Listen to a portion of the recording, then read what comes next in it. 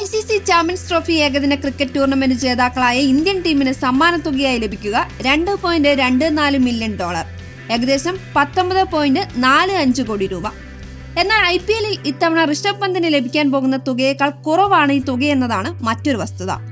Indian യുവ wicket keeper batter Rishabh പന്തിനെ 27 കോടി രൂപയ്ക്കാണ് ലക്നൌ സൂപ്പർ ജയൻസ് ടീമിലെത്തിച്ചത്. ചാമ്പ്യൻസ് ട്രോഫിയിൽ റണ്ണേഴ്സ് അപ്പുകളായി ന്യൂസിലൻഡ് ടീമിന് ലഭിക്കുക $1.12 മില്യൺ ആണ്, ഏകദേശം 9.72 കോടി രൂപ. സെമിഫൈനൽ കളിച്ച ദക്ഷിണാഫ്രിക്കയ്ക്കും ഓസ്ട്രേലിയയ്ക്കും 5.4 കോടി രൂപ വീതം സമ്മാനത്തുകയായി ലഭിക്കും. 5ാം സ്ഥാനത്തെത്തിയ അഫ്ഗാനിസ്ഥാനും 6ാം സ്ഥാനത്തെത്തിയ ബംഗ്ലാദേശിനും 3 കോടി രൂപ വീതവും സമ്മാനത്തുകയായി ലഭിക്കും. 7ാം സ്ഥാനത്തെത്തിയ പാകിസ്ഥാനും 8ാം സ്ഥാനത്തായ ഇംഗ്ലണ്ടിനും 1.21 കോടി രൂപയാണ് സമ്മാനത്തുകയായി ലഭിക്കുന്നത്.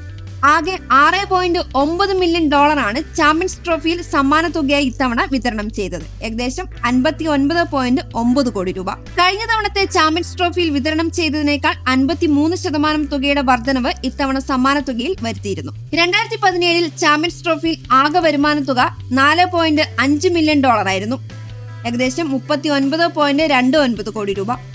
ചാമ്പ്യന്മാരായ പാകിസ്ഥാന് $2.2 മില്യൺ ആയിരുന്നു പ്രതിഫലം.